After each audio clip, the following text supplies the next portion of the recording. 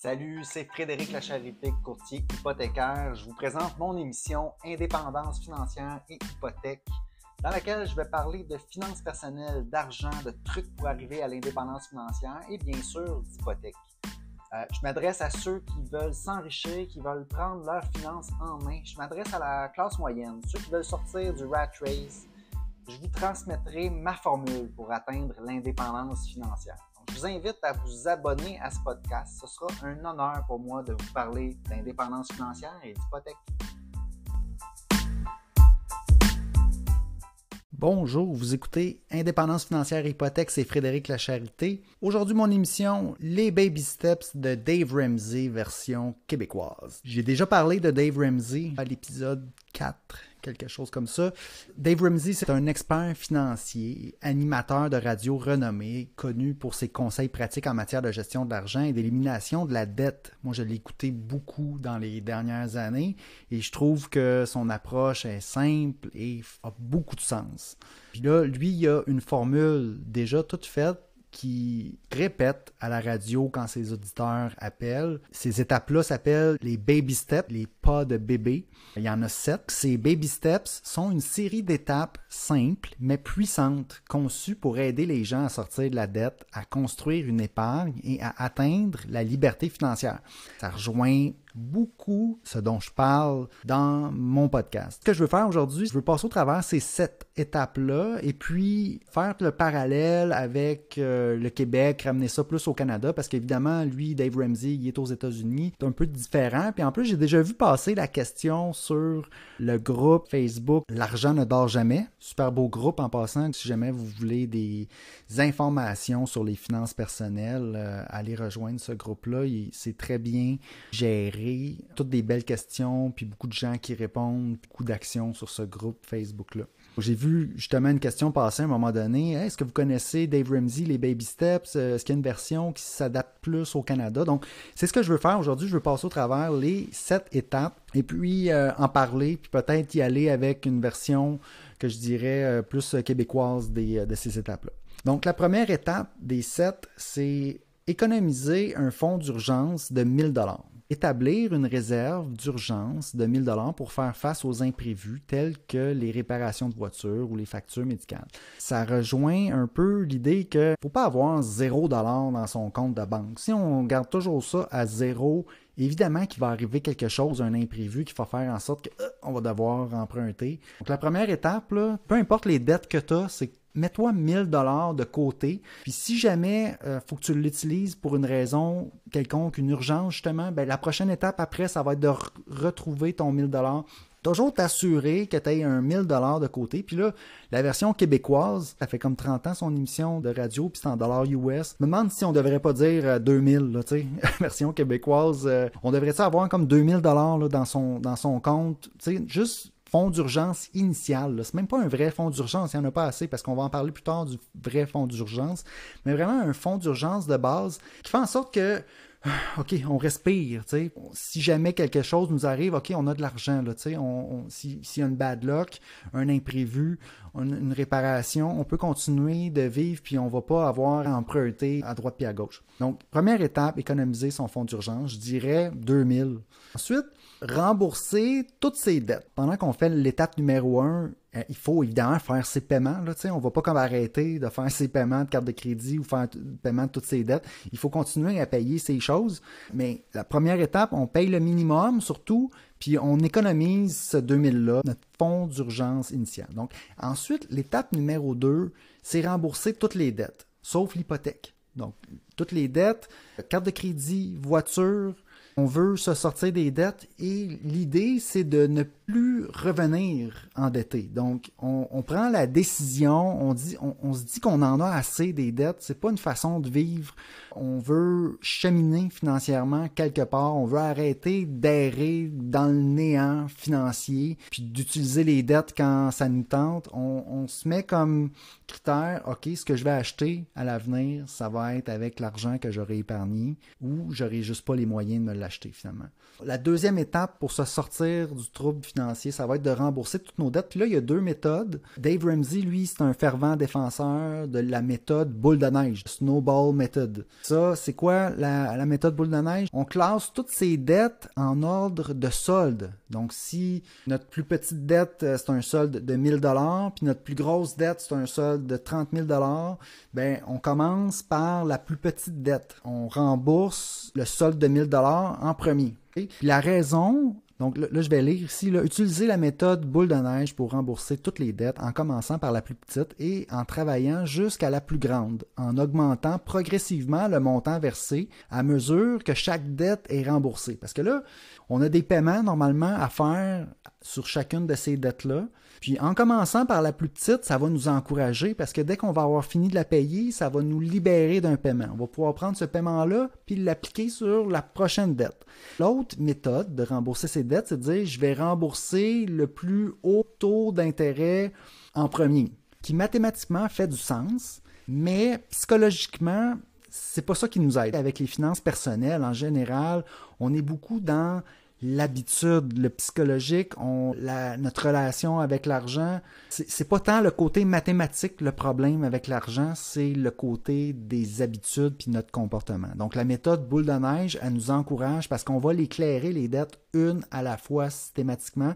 Puis c'est encourageant d'arriver rapidement à en rembourser une.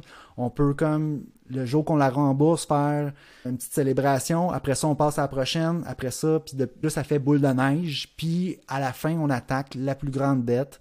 Puis en réalité, là, le taux d'intérêt, là, que ce soit un gros taux, un petit taux, si on l'attaque, là, parce que toute cette période-là, l'étape numéro 2, le remboursement des dettes, ok, ce que Dave Ramsey nous dit, c'est qu'il faut y aller intense. À ce moment-là, on est endetté.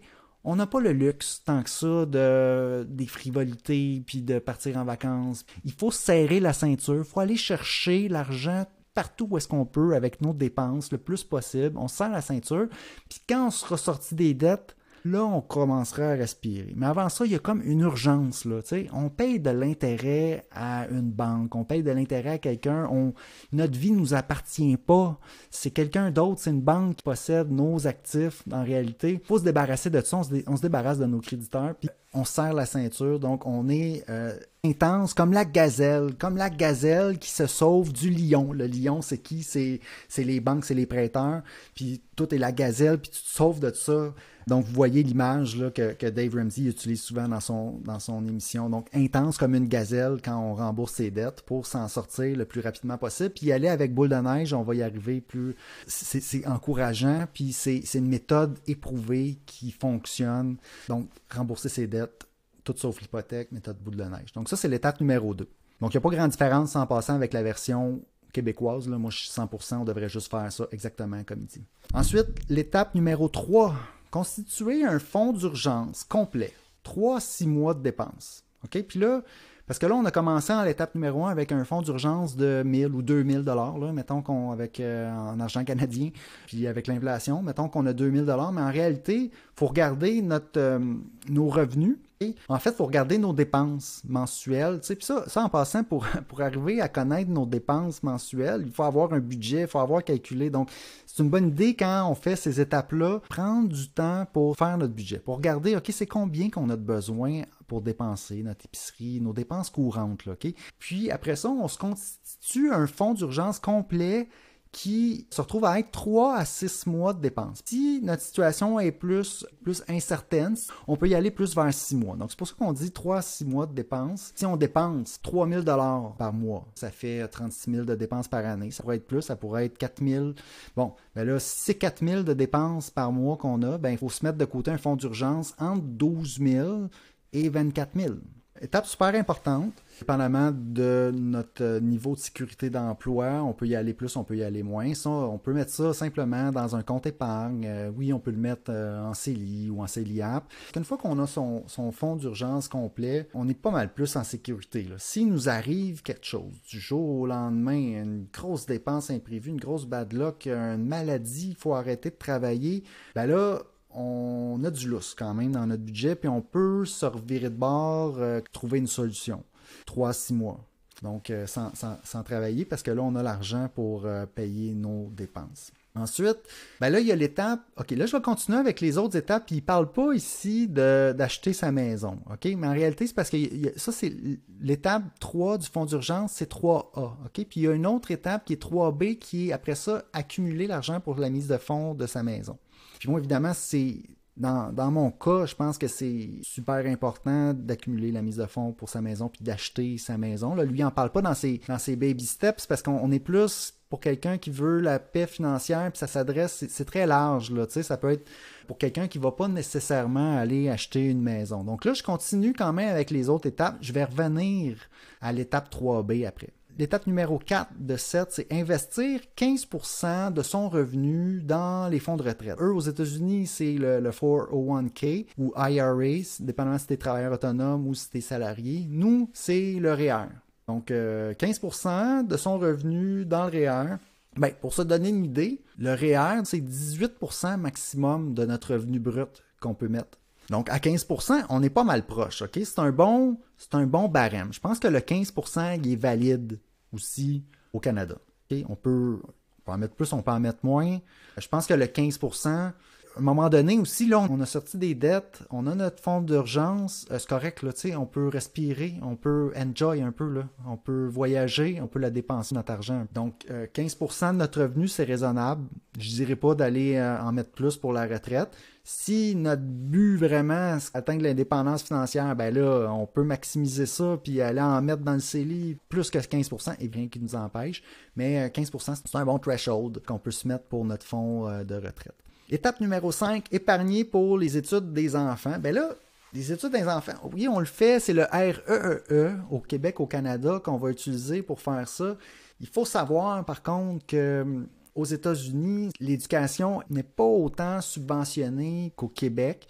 Donc, cette partie-là aux États-Unis est beaucoup plus importante. Est beaucoup plus importante parce que souvent, les gens ne pourront pas aller nécessairement à l'université si les parents n'auront pas épargné, ou en tout cas, ça va prendre des grosses dettes d'études. Puis, évidemment, ici, c'est peut-être moins le cas. Mais oui, épargner pour les études de ses enfants, la seule chose que je dirais, la version québécoise, c'est que peut-être qu'on peut, rendu là, une fois qu'on met notre 15% dans le fonds de retraite, une fois qu'on a payé nos dettes, qu'on a constitué un fonds d'urgence, peut-être que là, on peut le maximiser. On a un maximum qu'on peut mettre dans un régime épargne études pour les enfants. Puis rendu à l'étape 5, on devrait, oui, le maximiser. Ça vaut la peine. Puis on peut, peut-être qu'on l'a commencé avant aussi, dépendamment, mais quand on est endetté, quand on n'a pas encore notre fonds d'urgence, puis qu'on a d'autres problèmes, peut-être que les études de nos enfants, peut-être qu'on veut que nos enfants mangent, puis soient en sécurité, puis soient bien vêtis, puis en tout cas, toutes ces étapes-là avant sont encore plus importantes. Donc, c'est vrai que l'épargne pour l'étude des enfants, ben, une fois aussi qu'on assure notre retraite, parce que ça, c'est important. On veut pas... Oui, nos enfants, c'est super important, mais on va pas comme aller s'assurer que nos enfants vont à l'école avant que notre retraite soit assurée. C'est un peu comme dans l'avion, là, c'est une bonne idée de mettre son propre masque avant de mettre le masque de son enfant. Si on est bien parti pour la retraite puis en sécurité, nos enfants vont en bénéficier d'une certaine façon.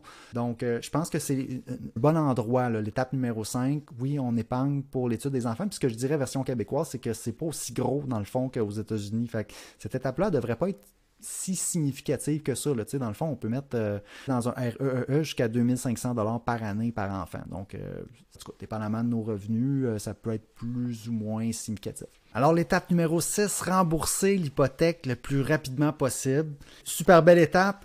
On veut la garder même dans la version québécoise. Puis, je vais y revenir, en fait, quand je vais parler plus par rapport à l'hypothèque plus tard. Mais oui, une fois qu'on a fini de payer ou qu'on épargne pour l'étude des enfants, aussi ce qu'on veut faire, c'est rembourser notre hypothèque le plus rapidement possible. On veut pas garder ça pour toujours jusqu'à notre retraite, une hypothèque. On veut à un moment donné se ramasser avec une maison qui est payée où est-ce qu'on a pratiquement plus de coûts de logement autres que les taxes municipales et scolaires.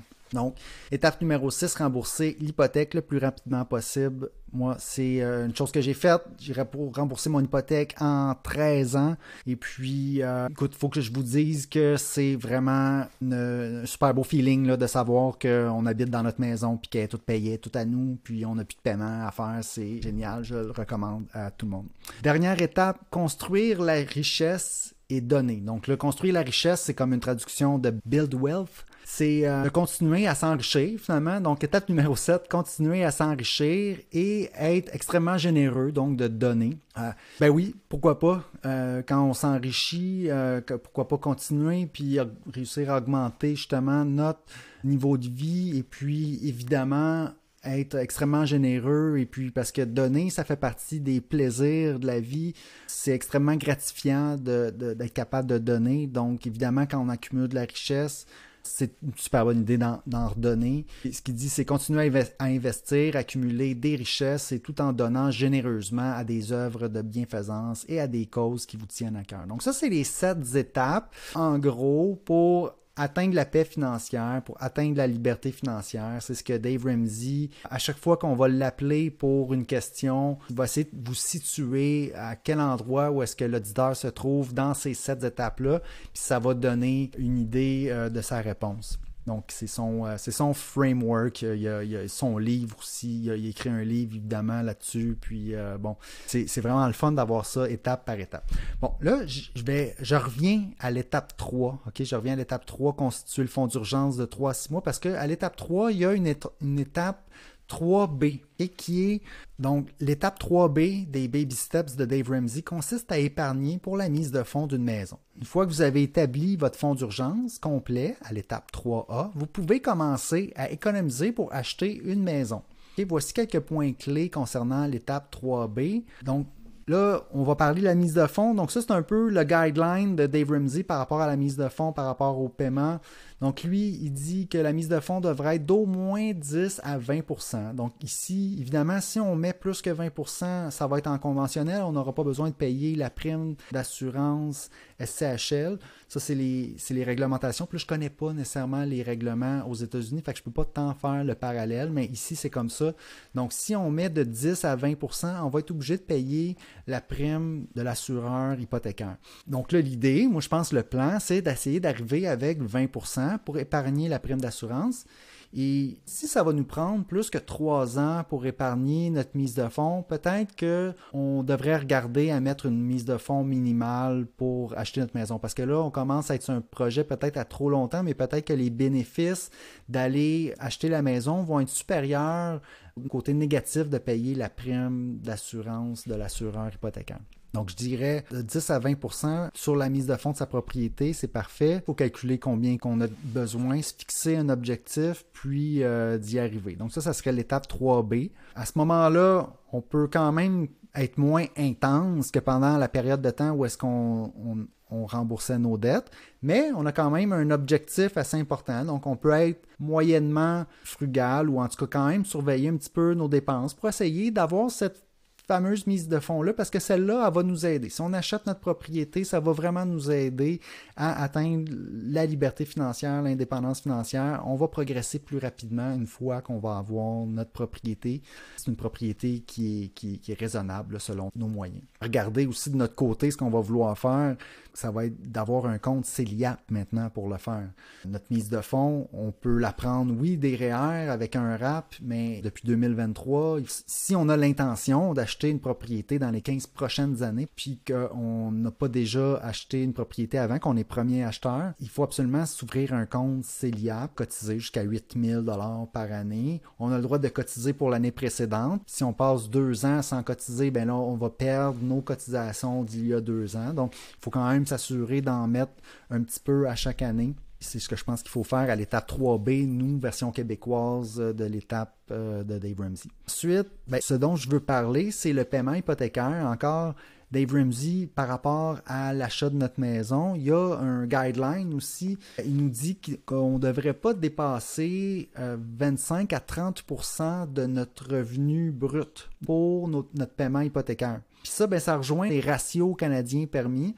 Le ratio, c'est 39 % au Canada. On ne peut pas mettre plus que 39 % de notre revenu brut en paiement hypothécaire, taxes et chauffage. 25 %, c'est un bon chiffre pour justement mettre sur le paiement hypothécaire. Ça nous donne une idée si vraiment on est capable de se permettre d'acheter une maison puis de faire un paiement hypothécaire. Au-delà de ça, on est un petit peu serré. Ensuite, la durée du prêt. Oui, l'autre détail que Dave Ramsey nous dit, c'est la durée du prêt hypothécaire. Lui, il encourage les gens à amortir le prêt sur 15 ans.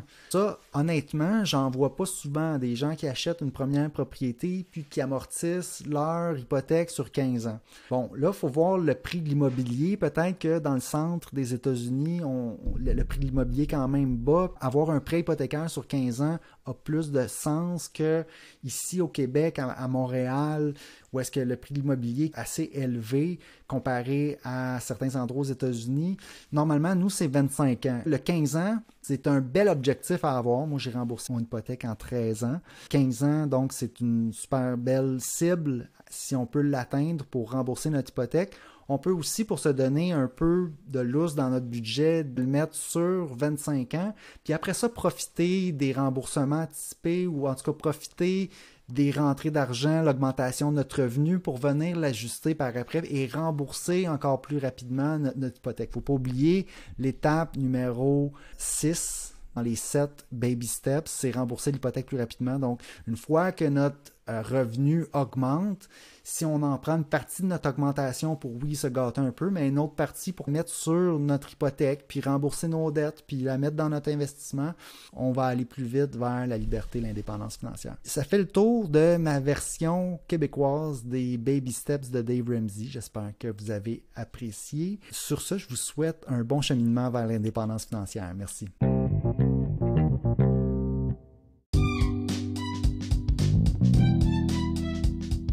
Alors, si vous avez apprécié l'émission, je vous invite à vous abonner. J'ai aussi une page Facebook à laquelle vous pouvez vous abonner. Ça s'appelle Frédéric Lacharité, courtier hypothécaire. Vous verrez passer mes publications hypothécaires quotidiennement. Si vous avez des questions ensuite d'hypothèque pour moi, achat, renouvellement, refinancement, n'hésitez pas à communiquer avec moi en prenant un rendez-vous. L'adresse parleravecfred.com. C'est un site, ça va vous mener directement sur mon calendrier. Vous pouvez choisir la date, l'heure, choisir le moment qui vous convient pour prendre un rendez-vous. Ensuite, par courriel à hypothèque au pluriel, donc hypothèque avec un S, à commercial frédériclacharité.com. Téléphone 514-243-8994. Toutes ces infos-là sont disponibles dans les notes de l'émission. Puis ça me fera plaisir de parler d'indépendance financière et d'hypothèque avec vous.